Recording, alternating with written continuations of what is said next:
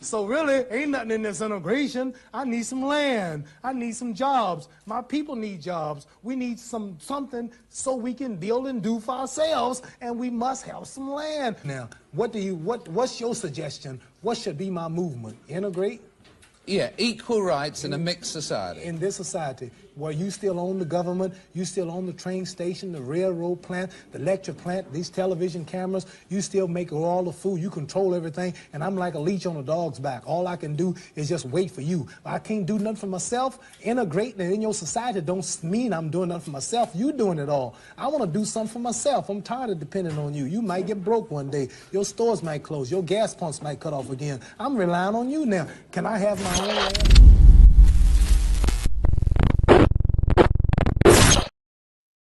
Welcome, welcome, welcome. It is Monday, the 30th of December, New Year's Eve. Thank you for tapping in. I need you to hit that like. I need you to hit that like, that thumbs up, like. It is important.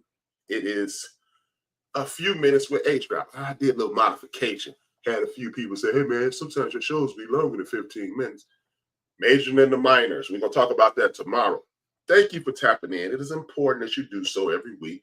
You can watch me at www.thaendofdabench.com. You see at the bottom of the screen, www.thaendofdabench.com, where you can watch the video that I'll show you in regards to history every day from my main man, Country Boy, One Mic History. That's his name, Country Boy. It's on One Mic History on YouTube. Or I would prefer that you go to my website, get the little traffic going, and then you get him credit for the watch. You give me credit for the traffic.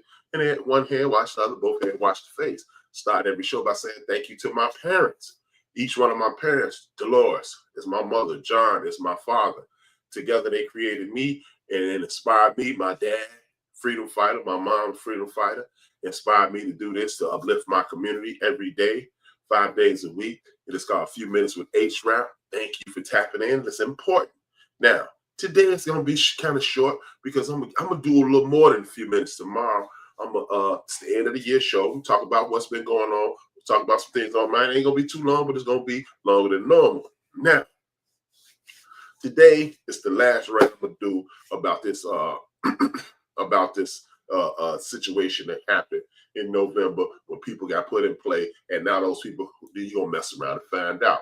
And the mess around and find out thing is this. We are in a situation to whereas we are carrying the flag for too many people. Look, I understand. I used to be a bully, and then I turned around and started defending my friends who are physically weaker against bullies because I was bullied at one point in my life. I understand the concept of standing up for everybody. But you know what? Our legs are getting weary.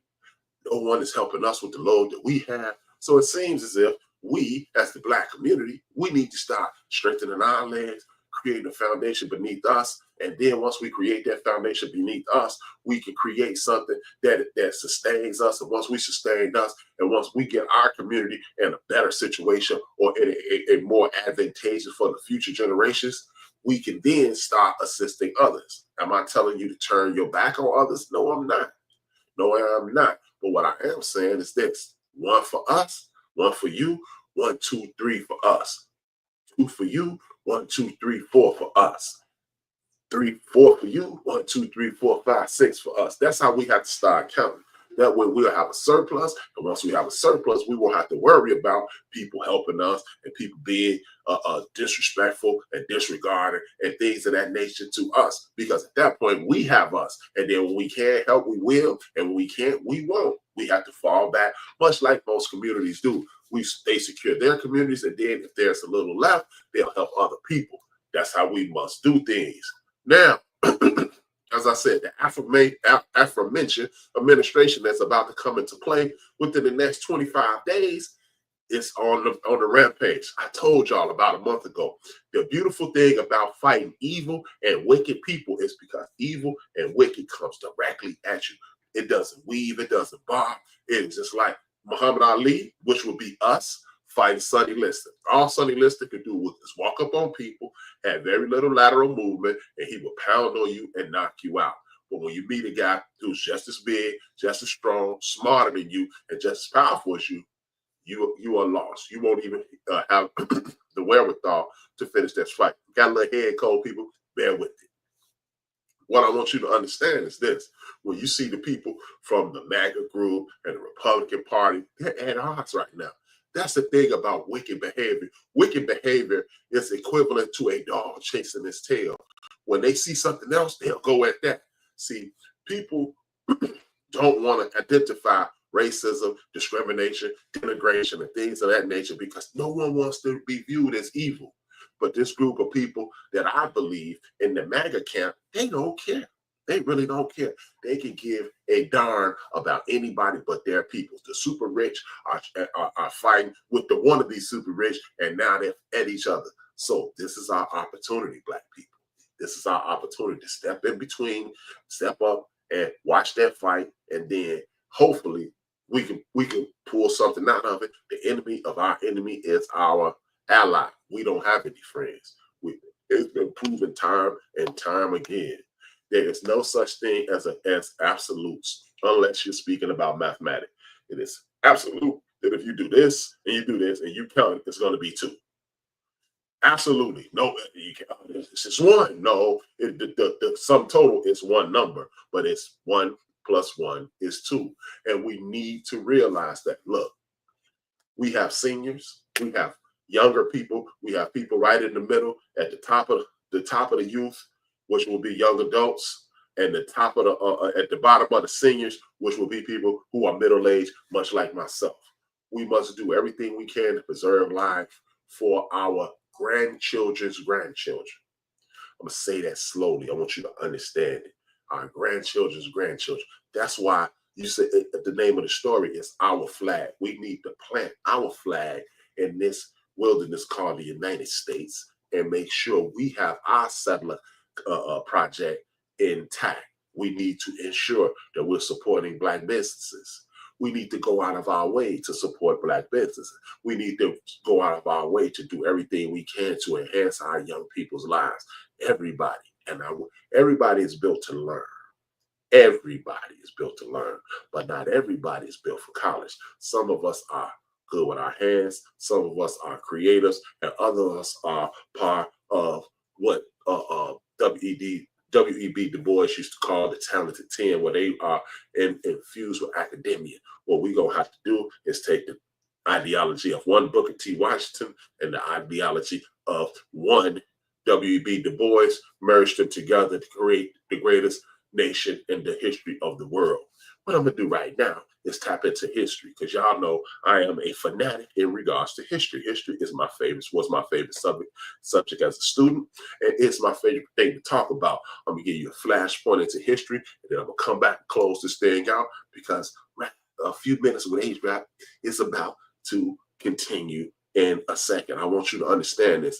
I show you these videos because I care about my people, and I want us to understand who we are, what we come from, and how we can get back to where we once were. The people always skip up. We go from enslavement to Reconstruction, and then we hit the Great Depression, and then we skip over the 20s, 30s, 40s, and most of the 50s, and we go right to the Civil Rights Movement. Some of this stuff was created before that. Let's talk about that. I will be back. Un momento, por favor. Talk to me. Throughout history, food has always been about more than just substance to the Black community. It was a window into the soul of Black culture. On New Year's Day, Black communities would indulge in culinary traditions featuring dishes like black-eyed peas, collard greens, cornbread, pork. But these weren't meals. They were symbols crafted from resilience, born out of the depths of adversity and steeped in a rich heritage of our people. So today, join us while we uncover the stories of the foods of New Year's Day. And if you like stories like this, you can find more stories like this at onemichistory.com. But without further ado, let's get started.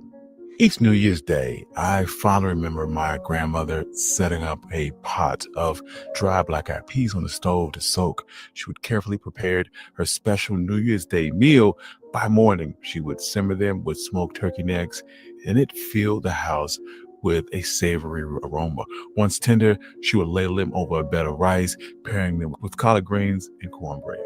This Southern tradition is believed to usher in good fortune and prosperity for the year ahead, but she would always say that if you eat poor on New Year's Day, you'll live rich the rest of the year. And with this, our journey begins with Black Eyed Peas that trace their roots to Western Africa, where they were seen as a symbol of good luck and prosperity. During the transatlantic slave trade, they journeyed along with enslaved Africans to the Americas, first appearing in the West Indies before making their way to the Carolinas. In these lands, Black Eyed Peas became an essential part of the diets of enslaved people for their ability to thrive in the various climates and provide vital nutrients, so much so that they became known as the poor man's meat. The poor man's meat. See what I'm saying? This is what we have. See, you just think, oh man, I don't eat, a lot of people, I don't eat slave food. I've even heard people say that I've watched them eat beans. I've never eaten beans. Liar. But never mind what they're lying about. We need to understand why we do the things we do. When we understand why we do the things that we do, we will enhance our lives with the mentality of doing better because we are better, because we have better, because we've been better. We did not enter this world as enslaved people. When you call yourself a slave, that's almost saying, I call myself a Chicagoan. I call myself a person from Illinois. I call myself a person from the United States. No, you're not a slave. Your people were casualties of a war against your people, and they were captured and forced into slavery. You are not a slave. The reason I'm bringing this up is this: we are at war. Tomorrow, I'm gonna do this year-end thing, and I'm gonna talk about this 100-year war that we entered in November 2024. They declared war against us. But besides that, you've been seeing the war. You see a young man on the train. You see people, white ladies on the train acting a fool all the time. They're having mental health issues. You see a black man do it, and you had a guy literally choke him to death and get away with it. You see another guy. You see guys do this time immemorial. You got our brother, my man in Georgia, Ahmaud Arbery, he gets killed. You get our sister Sandra Bland killed. They've been gearing up for this war for quite some time, but they're at war now. People who did everything they could to ensure our sister Kamala Harris, Vice President Kamala Harris, couldn't get in office. Those people are realizing, hold it, we were so intent on hating black folk. We were so intent on keeping them back and making sure they didn't get in the air that we've done ourselves in. Hey, they're going to have to deal with that, but we don't have to. It's time for us to rise up and say, this is our flag, as you see on the thumbnail. We're going to be proud of our flag. We're not going to incorporate ourselves into other institutions. We're going to focus on us. And guess what? Here's the beautiful part about being black. Every time we've taken on the mission to improve our community, the improvement in our community has improved the entire diaspora. The entire diaspora. So if we get better, it's this line in a Mos Def song. People always ask me what's going on with hip hop. And he says what's going on with the world is exactly what's going on with hip hop. People always say, what are black people going to do?